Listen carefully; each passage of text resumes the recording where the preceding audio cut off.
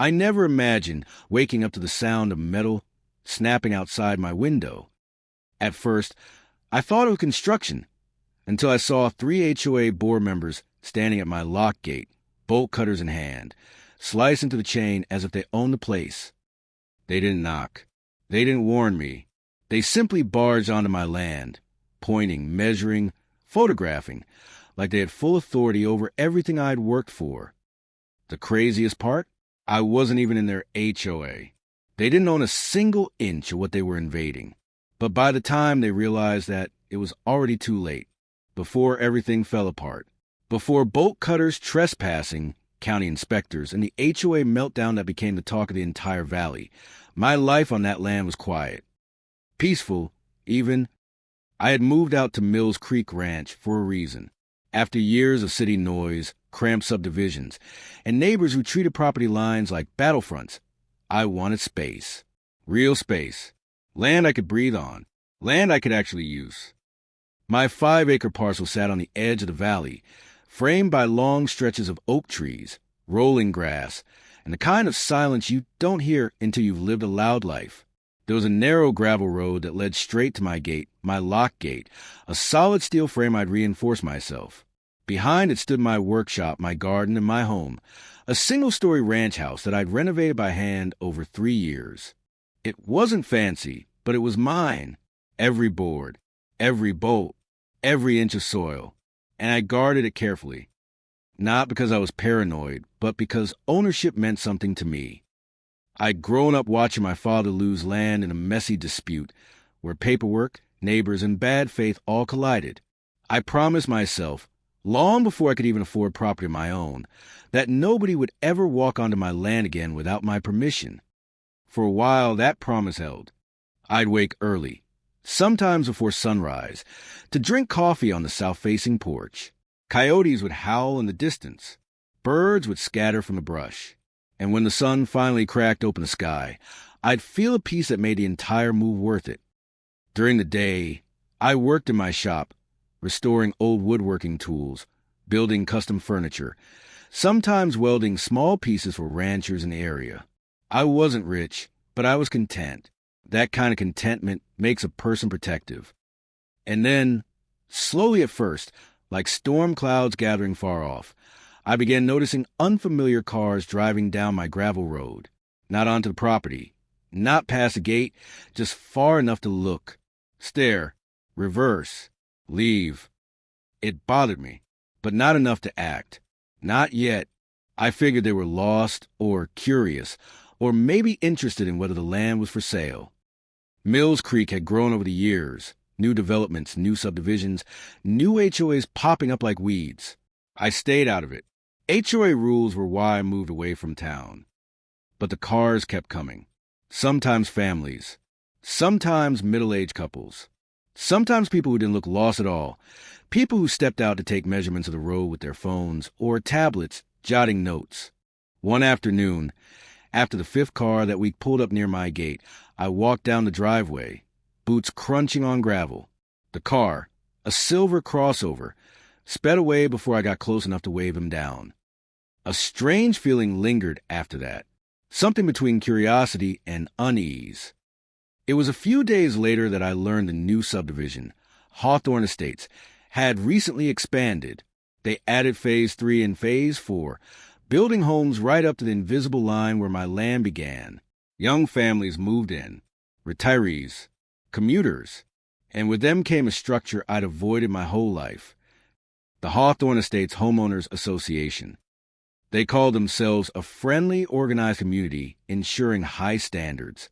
But I'd dealt with HOAs before. I knew what that meant. Friendly, until they wanted something. Organized, until you challenged them. High standards, until those standards only applied to you. Even so, I kept to myself. I didn't attend their meetings.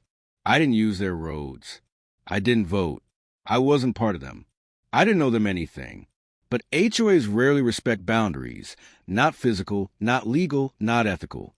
And this one was led by a woman whose name I didn't even know yet, but whose reputation began traveling ahead of her like a warning bell. Her name was Margaret Ellsworth, though people whispered Maggie, or more commonly, Mad Maggie, behind her back.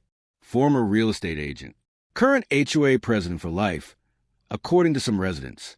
A woman who seemed to attend every building inspection, every landscaping discussion, every minor complaint as if the neighborhood were her personal fiefdom. I still didn't care. Her HOA wasn't mine. Her rules didn't apply. Nothing she did affected me. Until one morning, everything changed. It was early spring, soft breeze, blooming trees.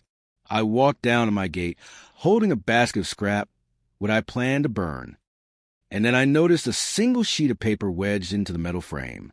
At first glance, it looked like junk mail, until I saw the header. Hawthorne Estates HOA, Notice of Property Review. My first thought was simple. They must have the wrong house. I skimmed it, expecting a mistake, a typo, a misaddress. Instead, I found a full-page warning about improper fencing materials, non-approved gate installation, and potential visual obstruction. My locked steel gate, on my land outside their jurisdiction, had somehow become their business. I laughed at first, out loud, the kind of laugh you let out when something is so absurd you can't believe it's real. But right below the warning, in bold print, was a line that shifted my amusement into disbelief. A follow-up inspection of the property will occur in 72 hours. Inspection of my land by people who had no right to step foot on it. I tore the notice in half and tossed it in the shop trash bin. Then I installed a new padlock on the gate, thicker, heavier, harder to cut. 3 days later, I saw them for the first time. 2 HOA board members parked near the entrance monument, binoculars in hand, pointing toward my driveway and murmuring like spies. I should have confronted them. I didn't. I didn't want a war. But I wasn't naive. Trespassing was coming. I felt it in my gut. Still, nothing prepares you for the moment your instincts are proven right. And for me, that moment happened on the morning when metal snapped outside my window, and I saw, for the first time, the full scale of what they were willing to do. Bolt cutters, breaking and entering, righteously convinced they had power over land that legally wasn't theirs. That was the day everything shifted from annoyance to conflict to battle. And the trespass was only the beginning. For the first hour after they cut through my gate, I was too stunned to even feel anger. Shock has a way of numbing the body, slowing thoughts, tightening breath, making everything feel distant. I just stood there on the porch, staring down the long gravel drive, watching 3 HOA board members stroll around my land as casually as if they were walking through a Saturday farmer's market. Clipboards, measuring tapes, phones pointed at my workshop, my fencing, even the trees I planted years before. Every second they lingered scraped at my nerves. It took me a full minute to move, a full minute to process that this wasn't a misunderstanding. They hadn't accidentally stepped onto my property to ask a question. They hadn't come looking for someone else. They had broken in, with bolt cutters, as if my locked gate were nothing but a suggestion. I walked down the driveway with slow, controlled steps, not because I was calm, far from it, but because I refused to run toward trespassers on my land. Power doesn't always come from confrontation. Sometimes it comes from composure. When I reached the busted gate, I saw the chain cut clean through, the steel still bent outward from pressure. They hadn't even tried to hide what they did. No attempt to disguise the damage. No note left behind. Just the smug confidence of people who believe they were entitled to be here. I approached them. 3 faces turned toward me. Margaret Ellsworth, HOA president, sharp gaze, silver bob hair unmoving even in the wind. Eric, the HOA treasurer, hiding behind his clipboard like it was a shield. Donna, landscape committee chair, snapping pictures of my property lines. All 3 carried the same look, mild irritation that I had interrupted their work. The kind of arrogance you only see in people who've never been challenged. The kind that grows in the dark corners of unchecked authority. I didn't speak at first. I just watched them, let the silence do the work. And for the first time that morning, Margaret seemed unsure. She cleared her throat and launched into a speech about non-compliant fencing, unapproved structures, and mandatory inspections. All rehearsed, all delivered with the tone of someone who expected obedience. Not conversation, not resistance, obedience. When she finished, I asked her a single question, the only one that mattered. Do you understand that this land is not part of your HOA? Her eyes flickered, not with confusion, with annoyance. She insisted my land was historically intended to be annexed. She claimed the original developer left the boundaries ambiguous. She said my gate gave the impression of belonging to Hawthorne Estates. Then she said almost proudly that the board had voted to begin enforcement immediately, as if their vote meant anything on land they didn't own, as if claiming authority magically made it true. My jaw tense. I pointed to the gate opening behind them. You cut through a locked entrance, I said. That's trespassing. But Margaret didn't blink. Trespassing? No. In her mind, this was a regulatory inspection, a necessary procedure, a step toward ensuring community standards. My land, my home, my workshop, my gate, reduced to community standards in her mind. That's when I felt the anger return, not hot and wild, but cold, steady, and purposeful. I turned around without another word and walked back toward the house. I could feel their eyes on me, could feel Margaret's confusion that I hadn't argued more, could feel the tension thickening in the air as they whispered among themselves. But I wasn't retreating. I was preparing, because inside my shop, right above the workbench, sat a storage case containing the most important tool I owned, not a saw, not a drill, not a wrench. A stack of survey maps, the deed to my land, all marked with precise boundary lines recorded by the county decades before Hawthorne Estates even existed. I spent the next hour documenting everything. Photos of the cut chain, photos of the footprints, photos of the trespassers on my land. And then I made 2 phone calls. The first to the county assessor's office, the second to the sheriff's department, not to report crime, not yet, but to initiate a record, to create a timeline, to make sure everything was documented from the moment the trespassing occurred. You see, Margaret believed she was untouchable.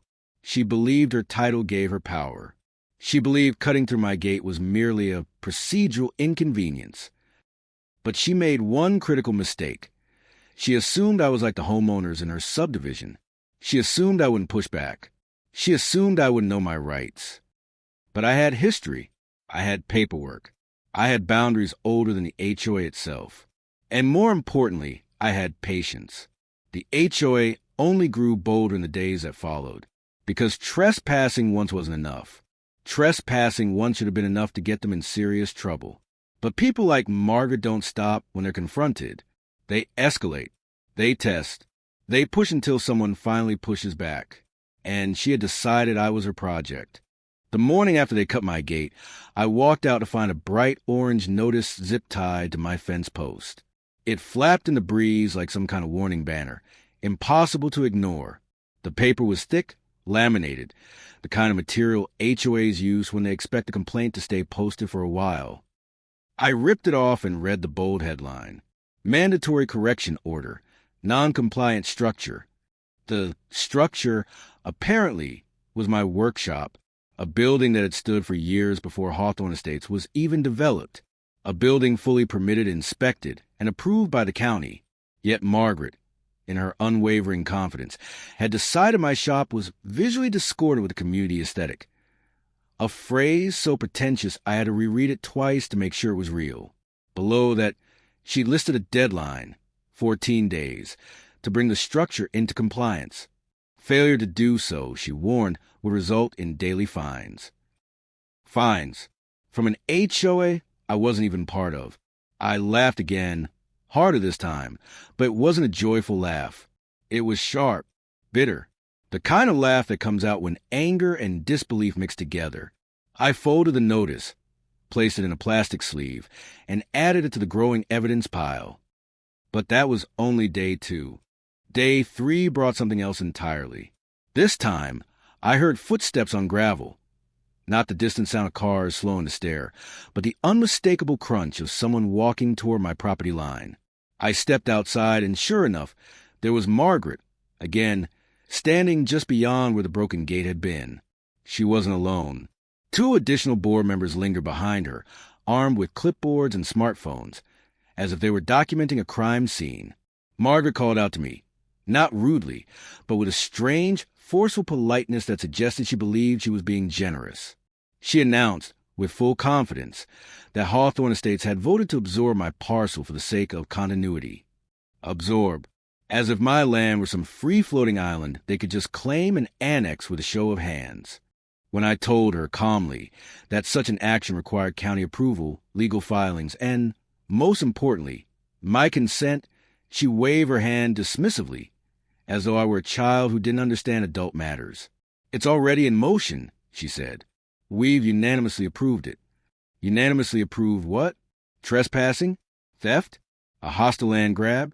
I didn't argue. I didn't shout. I didn't give her anything she could twist into a narrative. I simply walked back inside and closed the door. Sometimes silence is scarier than anger, and Margaret didn't like that. By day 5, she escalated to something far more aggressive. A stack of envelopes appeared in my mailbox, 7 of them, all addressed to the homeowner, Hawthorne Estates. Inside, each one was a different violation. Unapproved exterior color, improper gate materials, failure to submit landscaping plan, unauthorized storage structure, improper driveway surface, non-compliant fencing height, failure to recognize HOA authority. That last one made me pause. Failure to recognize HOA authority. It wasn't a rule. It wasn't a statute. It wasn't remotely legal. It was intimidation. Plain and simple. A power play. A psychological shove. A game of pressure and fear that Margaret had mastered in her subdivision, but had no idea would fail spectacularly with me. I photographed every envelope, every violation, every signature. Then I took them straight to the sheriff's office.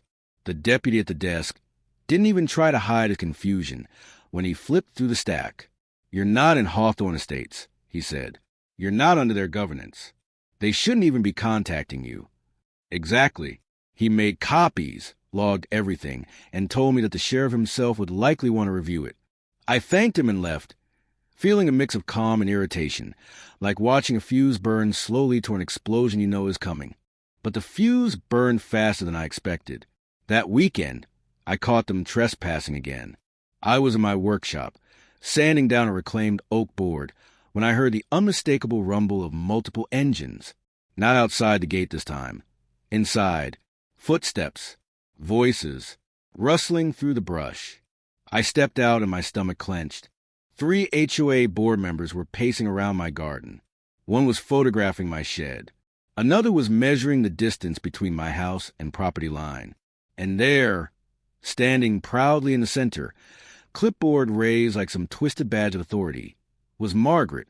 This wasn't an inspection. This was a takeover. My voice cut through the air with more force than I intended.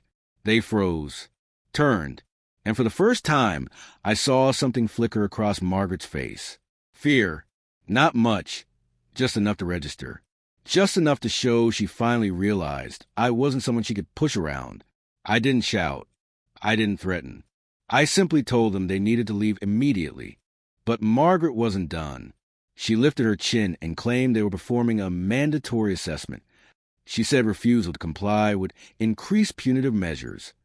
She insisted they had the right to inspect all properties within the Hawthorne Estates community. And that's when I said the words that would ultimately come back to destroy her entire reign of power. This isn't your community, and this isn't your land. She opened her mouth to argue, but before she could, something happened behind me. My truck door slammed shut. Footsteps. Someone walking toward us with confident, measured strides. It was a sheriff, not a deputy, not an officer passing by. The actual county sheriff, called personally by the deputy I'd spoken with earlier that week, who'd flagged the escalating situation. And in that moment, all the false authority Margaret had wrapped herself in began to unravel. The sheriff stepped through the broken gate with the calm, deliberate posture of someone who had seen far worse than HOA theatrics, and wasn't impressed by any of it. He was a tall man in his late 50s, broad shoulders, sun-faded uniform, the kind of presence that makes everyone instinctively straighten their spine. His boots crunched slowly across the gravel as he approached, surveying the scene with professional neutrality. Broken gate. Trespassers on private land. Me standing between them and my home. Margaret's confidence wavered, but not enough for her to retreat. She tightened her grip on her clipboard, lifted her chin like a queen defending her throne, and marched toward him with an air of irritated entitlement. "Sheriff," she began, her tone authoritative, "we are in the middle of a community compliance inspection. This homeowner is refusing to cooperate with association regulations. We've already issued multiple notices." The sheriff held up a hand. He didn't say a word. He didn't need to. Margaret stopped mid-sentence. He looked past her, toward the shattered lock and bent metal of the gate. Then he turned to me.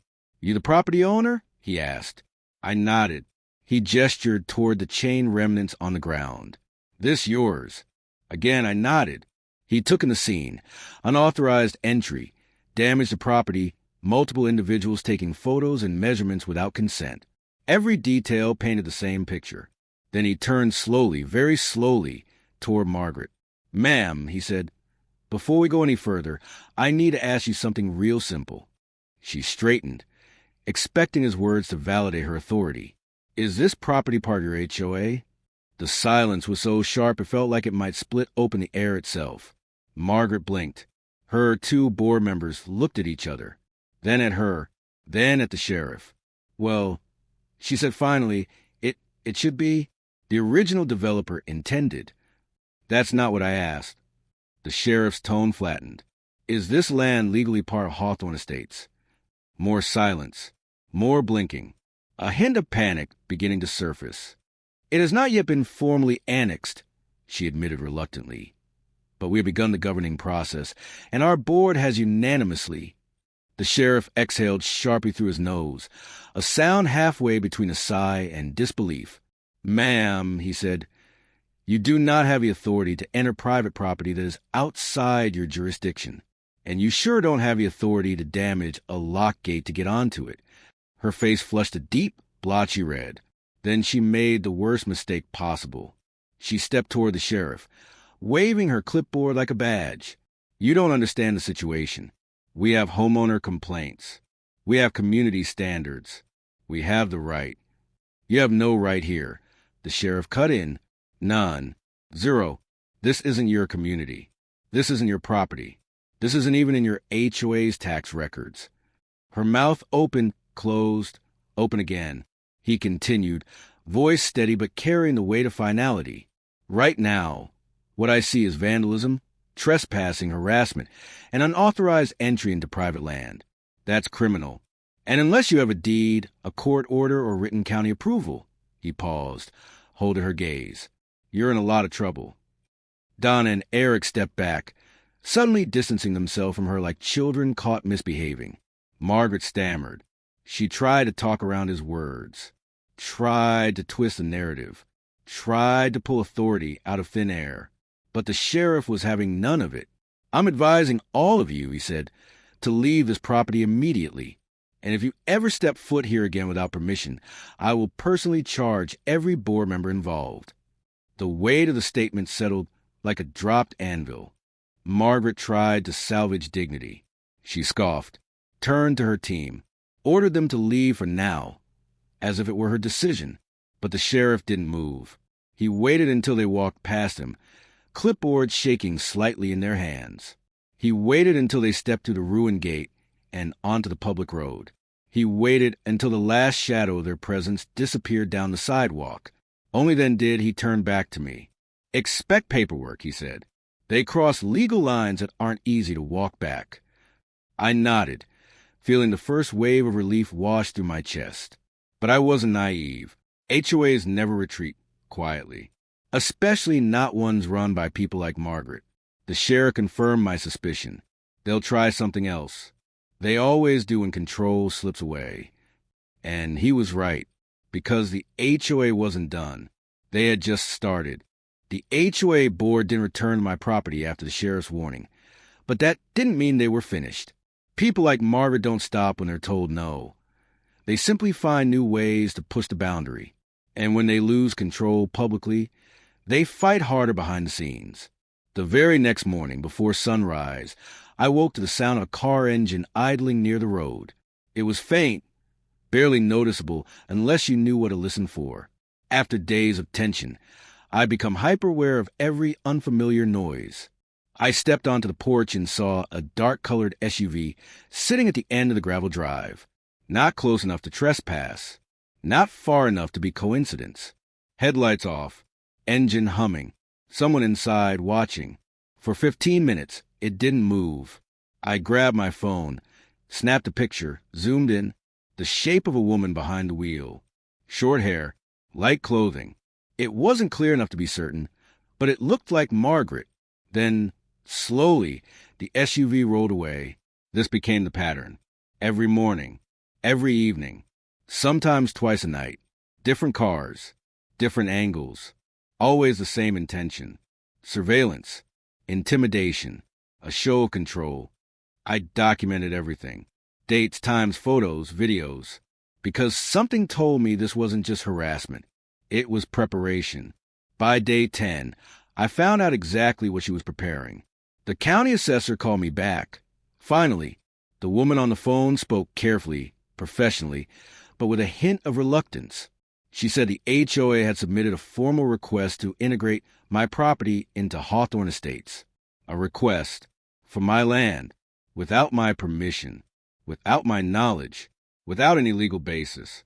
They filed it as if I had agreed, using a forged signature that supposedly belonged to me. My pulse kicked hard in my throat. A signature? I asked. Show me. She emailed a scanned copy. I opened it instantly. The signature was a laughable imitation. Not even close to my handwriting, but written in a style that suggested someone had spent time trying to mimic it. The rest of the form included several false claims. Landowner wishes to join the HOA. Landowner agrees to compliance inspections. Landowner approves boundary modifications. It was the kind of paperwork that could ruin a person if it slipped through unnoticed. I asked her if the county had processed it. No, she said. We flagged it. It didn't look right. Then she added, but we're required to notify you when something like this is submitted. Something like this. Forgery. Fraud. Attempted property annexation. She didn't realize how serious it was. But I did.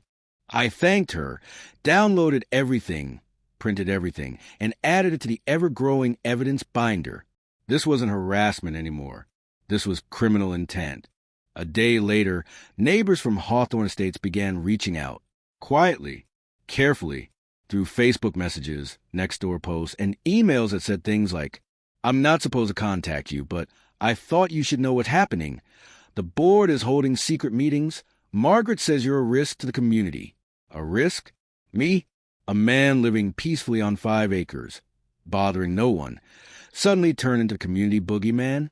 One message from a young mother in phase 2 chilled me more than the others.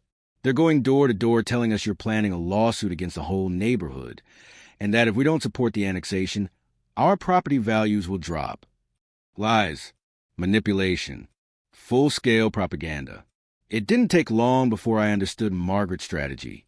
If she couldn't control me through force, if she couldn't control me through intimidation, if she couldn't control me through fake inspections, she'd try to control the community's perception of me, turn them against me, make me the villain, make them believe she was protecting them. Because if the community feared me, they would support her, they would back her, they would allow her to escalate. But something unexpected happened.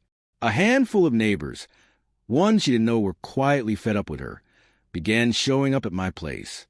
First, an older man knocked on my door, hat in hand, apologizing for the way the HOA was treating me. Then a couple came by, offering photos they'd taken of board members, discussing me in hushed tones near the clubhouse.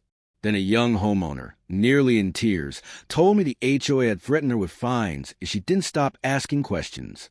The community wasn't united behind Margaret. They were afraid of her, and afraid people make unpredictable choices. Meanwhile, things escalated in another direction. I received a letter from a law firm, one working on behalf of the Hawthorne Estates Board. The letter accused me of obstructing community management duties, harassing HOA members, refusing reasonable inspection requests, causing emotional distress to board leadership. Emotional distress? She broke into my land. She cut my gate. She forged my signature. And she was claiming emotional distress? The letter ended with a threat. If I did not comply with HOA demands within 10 days, Hawthorne Estates would pursue civil action. I scanned it thoroughly. The law firm was real, but the signature of the attorney? Forged, imitated, copied from their website. I called the firm. The receptionist put me on hold for a long time before an associate came on the line. Their words stunned me. We have no active contract with Hawthorne Estates. We did not draft that letter. We will be contacting law enforcement. The HOA had officially entered criminal territory. Forgery, fraud, unauthorized use of legal letterhead, identity misuse. Margaret wasn't slipping. She was spiraling, and spirals have a habit of hitting the ground hard. But the moment I realized this was becoming dangerous, truly dangerous, came 2 nights later. A loud bang shook my house just after midnight. I grabbed a flashlight and bolted outside. Someone had thrown a brick at my front gate. The same gate they cut through days before, now repaired but still bearing scars. Attached to the brick was a note. I pulled it free with shaking hands. Stop fighting, U.S. Below it, scratched in black ink, join the HOA or we will make you. My blood ran cold. This wasn't policy. This wasn't a disagreement. This wasn't a dispute about fencing or landscaping or boundaries. This was intimidation, extortion, threats, and it meant one thing. Margaret's losing grip on control had pushed her into a place she couldn't come back from. The sheriff's warning had rattled her. The forged documents getting flagged had scared her. The neighbors whispering behind her back had cornered her, and cornered people lash out. But she had no idea how bad her situation was about to get, because the county was now investigating her. The sheriff was watching closely, and I was done staying quiet. The county investigator called me the next morning, earlier than anyone from a government office should be awake. His tone was calm, neutral, professional, but I could hear the tension hiding underneath. He asked if I could come in and provide a formal statement regarding the forged annexation request and several related documents submitted by the HOA. Several documents. Plural. My stomach dropped. If Margaret had forged one signature, that was reckless. If she had forged multiple, that was calculated. And calculation meant she believed she wouldn't get caught, or she believed she was untouchable even if she did. Neither possibility was good. I drove to the county building with my binder of evidence. Every violation notice, every letter, every timestamp photo. The investigator spread out the HOA submissions across a conference table. There were 8 documents. A formal annexation request supposedly signed by me, a consent to HOA governance, form a landscaping compliance agreement, a community bylaws acknowledgement, a permit expansion request for my workshop, a shared road maintenance agreement. I'd never seen before a zoning modification, authorized by property owner, a letter claiming I'd verbally agreed to join Hawthorne Estates. Every signature was fake. Every date was false. Every claim contradicted county records. The investigator rubbed his temples and muttered, "This is bad, really bad." And then he said something that made the entire room feel heavier. This isn't the first time Hawthorne Estates has been flagged, but this is the first time we've seen forgery at this scale. My eyes narrowed. The puzzle pieces shifted. Clicked. What do you mean flagged? I asked. He exhaled. Not dramatically, just tiredly, the way someone does when they've been dealing with nonsense too long. Hawthorne Estates has had complaints, he said. Nothing criminal until now. Mostly about overreach, intimidation, threatening letters, selective enforcement. But this, he gestured toward the forged documents, this crosses into felony territory. Felony, a word heavy enough to change lives, reputations, entire communities. He slid a form across the desk. I need your signature here, so we can move forward with formal charges. I signed without hesitation. When I got home, the sheriff's truck was parked at the end of my driveway. He climbed out slowly, tip of his hat shading his eyes, expression unreadable. "I heard what happened this morning," he said. "I came to talk next steps." We walked together toward the gate, him studying the repaired chain, me replaying everything in my head. He asked questions, a lot of them, specific, deliberate questions that told me this wasn't small anymore. How long has this been going on? When did the trespassing begin? Any threats beside the brick? Any prior conflicts with them? Then he asked something I hadn't expected. "Has anyone from the HOA ever hinted that you should just comply or make things easier by joining them?" I froze. Those exact words had appeared in one of the notices. He nodded when I confirmed it. "That's coercion," he said. "Used alongside forged documents and trespassing. We're looking at a pattern. Could be conspiracy. Could be fraud. Could be more." My eyebrows lifted. "Conspiracy?" He shrugged lightly. "When multiple people act together in a way that violates the law. Yeah, could qualify." I swallowed hard. This was no longer an HOA dispute. It was a criminal investigation. The sheriff looked at my house, then back at me, then at the road, his gaze narrowing slightly. "You need to be careful," he said. "If she forged signatures, she may try something else." He wasn't wrong, because that night, things escalated again. The power to my workshop flickered, then died entirely. A blackout on my property alone. The neighbors' lights glowed steadily beyond the tree line. My house light stayed on. Only the workshop lost power. At first, I thought it was just a breaker. But the moment I stepped toward the building with a flashlight, a smell hit me. Burnt plastic. Something overheated. I approached cautiously. The workshop breaker panel hung open. Screws removed, doors swinging loosely. Someone had tampered with it. Not vandalism. Not random damage. Deliberate sabotage. And taped to the outside of the breaker panel, barely visible in the flashlight beam, was another message. "Stop this or else." The handwriting was rushed this time, different from the earlier notes, but desperate. Someone was scared. Someone was losing control. Someone was willing to hurt me or destroy property to make their point. It wasn't difficult to guess who.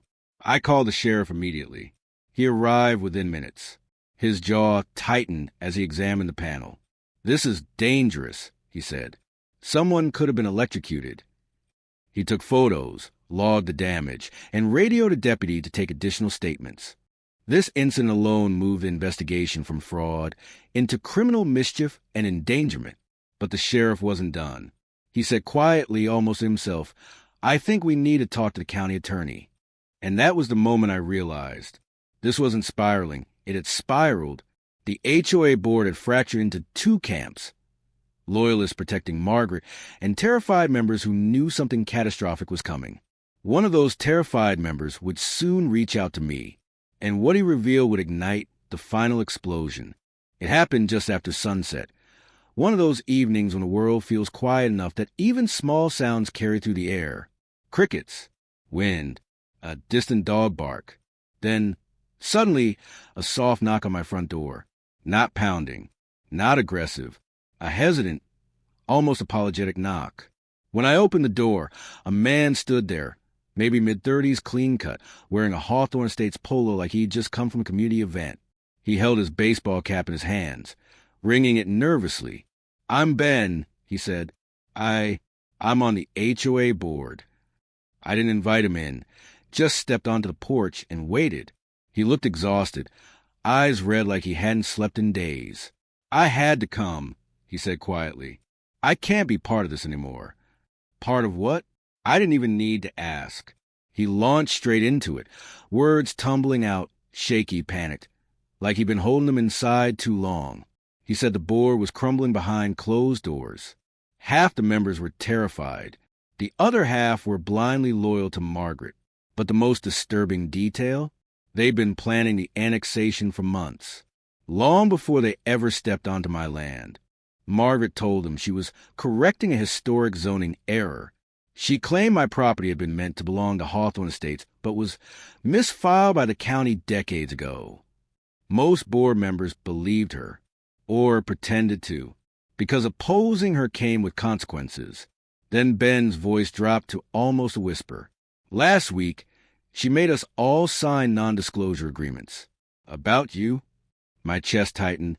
She said you were dangerous, that you'd threatened her, that you planned to keep livestock or build commercial buildings on your land. She said we didn't act fast. Property values would crash. Lies stacked on lies. But the worst one, the one that made my stomach twist, was this. She said she'd already talked to someone in the county, and they were going to approve the annexation if we just got the paperwork done. It was all fake, every bit of it. Then came the bombshell. Ben reached into a folder and pulled out copies of internal emails. Emails Margaret had sent to the board. Emails proving she pushed them into forging documents. Encouraged them to fabricate homeowner complaints. Told them to file illegal inspections. Told them to handle the landowner with firmness until he sees reason. But one email stood out. One line highlighted that stopped my breath cold. If he resists, we escalate. Get the signatures however you can. However you can. That explained the forged forms, the fake legal letter, the intimidation, the trespassing, the threats. She wasn't reacting. She wasn't improvising. She was orchestrating. It was all part of a plan. Ben looked physically sick as he handed me the papers. I can't keep covering for her, he said. She's losing it, and she's going to take the whole neighborhood down with her. When he left, I stood there alone on the porch, holding the folder, pages of evidence that turned everything from suspicion into certainty. There was no misunderstanding, no miscommunication, no misinterpretation of boundaries. This was fraud, conspiracy, tampering, coercion. But the next revelation was somehow even worse. Just after Ben drove away, my phone buzzed. A text from an unknown number. Heard you're meeting with our traders. Then another. Stop before someone gets hurt. And then you're not safe. No signature. No name. But the timing made it clear. Someone inside the HOA was still loyal to Margaret. Someone had eyes everywhere. Someone was watching. I sent screenshots to the sheriff immediately. He replied faster than I expected. Stay inside. Do not engage. We'll handle this. The next morning, everything exploded because the county investigator, the sheriff, and a deputy served the HOA board with an official summons. And when they arrived at Hawthorne Estates headquarters, the clubhouse that Margaret treated like her personal palace, they found her holding an emergency board meeting. Dozens of homeowners stood outside, shouting, confused, angry. Ben had whispered the truth to a few neighbors. Those neighbors told others.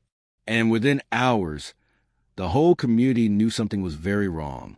When the sheriff walked inside that clubhouse, the shouting grew quiet. All eyes followed him. All whispers stopped. Margaret stood at the front, arms crossed, acting bored. But her eyes were wild, darting around the room like a trapped animal. The sheriff called her name, told her she was being investigated for trespassing, vandalism, harassment, forgery, filing false documents, misuse of legal forms, coercion, attempted unlawful annexation. She laughed, a high, sharp, borderline hysterical laugh. This is ridiculous, she said loudly. This man is a danger. He threatened our entire community. The sheriff didn't blink. He unfolded a paper. Read aloud the threatening note taped to my breaker box. Another officer laid out photos of my damaged gate. Another one displayed the forged signature side by side with my real one. Ben stepped forward, voice steady, hands trembling. I have emails, he said, all from her. Margaret spun toward him, face twisted with betrayal, fury, and fear. You, she hissed. You did this? After everything I've done to protect this community. But then something happened that truly shattered her facade. The homeowners, the people she believed adored her, the people she ruled over with fear, began stepping forward, one by one, telling the sheriff their stories, how she threatened them, fined them unfairly, silenced them, manipulated them, Used HOA power for personal vendettas. The sheriff took notes. Every testimony adding weight to the avalanche about to bury her. Finally, he looked up, expression hard. Margaret Ellsworth, he said, you need to come with us. The room gasped. Someone shouted. Someone cried. Someone applauded. Margaret stumbled backward, eyes wide, shaking her head in denial. You can't arrest me, she stammered. I'm the HOA president. The sheriff's reply was quiet, firm, and final. Not anymore. He gestured to the deputies, and as they stepped forward, hands reaching out, Margaret's reign of terror officially collapsed. The moment the deputies stepped toward her, something inside Margaret snapped. Not quietly, not subtly, but visibly, like a power line whipping loose in storm. She didn't step back. She lunged forward. Her hands slammed onto the HOA podium, scattering papers across the clubhouse floor. Her voice rose, not controlled and authoritative the way everyone was used to, but raw, panicked, almost feral. You don't understand, she screamed. I built this community. I protected everyone. I kept the property values up. I kept the riffraff out. I did everything right. Homeowners recoiled. Some gasped. Others exchanged horrified glances. She pointed at the sheriff with a trembling hand. You can't take me away. You don't get to walk in here and ruin everything I've worked for. But the sheriff didn't flinch. His deputies remained still, calm, composed, letting her unravel in full view of the people she'd dominated for years. Margaret spun toward the crowd, desperate for validation. Tell him, she cried. Tell him how much I've done for you. Tell him you want me in charge. No one said a word. Not one person stepped forward. Not one voice defended her. Not one hand reached out. The silence crushed her more brutally than any accusation could have. And then, from the back of the room, a voice she once mocked spoke clearly. It was Ben. You didn't protect us, Margaret, he said. You terrorized us. Her whole body stiffened. He continued, voice growing stronger, no longer afraid. You threatened families. You forged documents. You lied to everyone. And you tried to steal a man's property because you thought no one would stop you. Murmurs rippled to the crowd as more homeowners nodded, emboldened. Another resident spoke up. You fined me $600 because my lawn furniture wasn't neutral toned. Then another. You threatened to lean my house over a mailbox color. Someone else. You told me to stop planting flowers because it would create chaos in the neighborhood.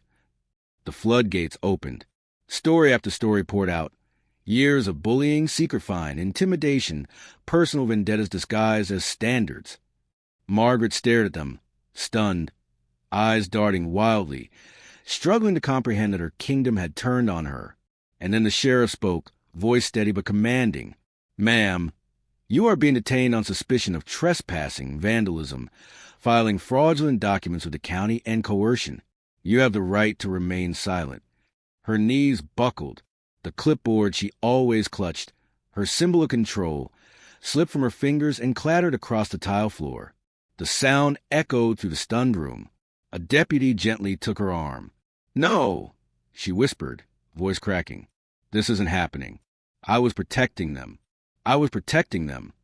She twisted once, weakly, but the deputy held firm. As they escorted her out of the clubhouse, residents parted like a tide, some stepping back, others moving closer to watch.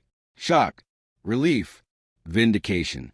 1,000 emotions filled the space she once ruled with fear. Outside, the flashing lights of the sheriff's vehicle painted the scene blue and red. Cameras from residents' phones recorded everything. Margaret's reign was over. Publicly, humiliatingly, irrevocably. As the car door shut behind her, her final words, muffled but desperate, leaked through the crack of the window.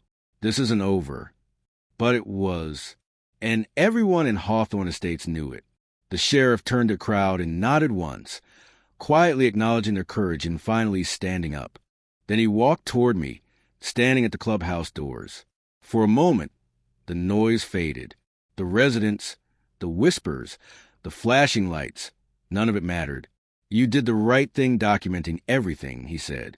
That's what brought this to a head. I exhaled deeply. So deeply it felt like I was breathing for the first time in weeks.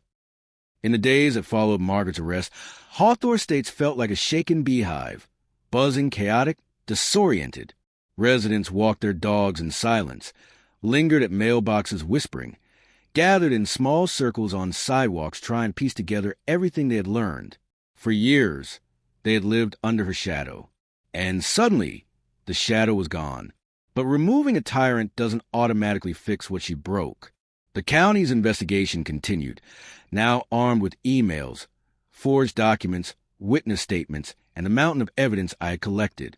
3 days after the clubhouse confrontation, the sheriff called me with an update. They had searched Margaret's home office, and what they found was staggering. Multiple versions of forged annexation forms, notes planning further compliance actions on my land, copies of other homeowners' signatures, a notebook mapping out long-term expansion plans for the HOA, a file containing intimidation strategies, including scripted warning letters. It was a blueprint of a person who didn't just abuse power. She designed ways to grow it. She had been preparing to forcibly fold my 5 acres into Hawthorne Estates and then use that precedent to go after other nearby parcels. She wanted a miniature empire, not a neighborhood. The county attorney added several more charges to her case. The sheriff hinted there might be federal involvement because of the forged legal documents. It was bigger than anyone imagined. Meanwhile, Hawthorne Estates scrambled to rebuild. An emergency community meeting was called, this time without yelling, without fear, without tense silence.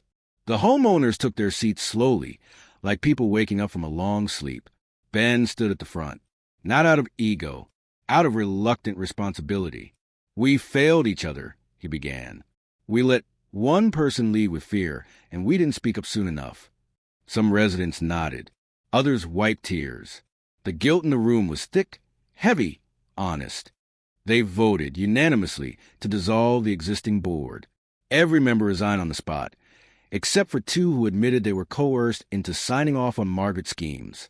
They received applause for cooperating with the investigation. A new board formed, temporary, volunteer-based, humble in tone. Their first official act? Passing a rule forbidding the HOA from interacting with any property outside its legally defined map. Their second act? A formal letter of apology addressed to me. It was delivered to my mailbox the next morning. I opened it on the porch, sunlight warm on my face. The letter had 8 signatures, neighbors who had once watched me with suspicion, now thanking me for standing firm when they were too scared to. They wrote that my evidence helped free them, that my persistence kept them safe, that my refusal to be bullied exposed the rot inside the board. I didn't expect gratitude, but reading it, I felt something loosen inside my chest, weeks of tension slowly dissolving. The county concluded their investigation 2 weeks later.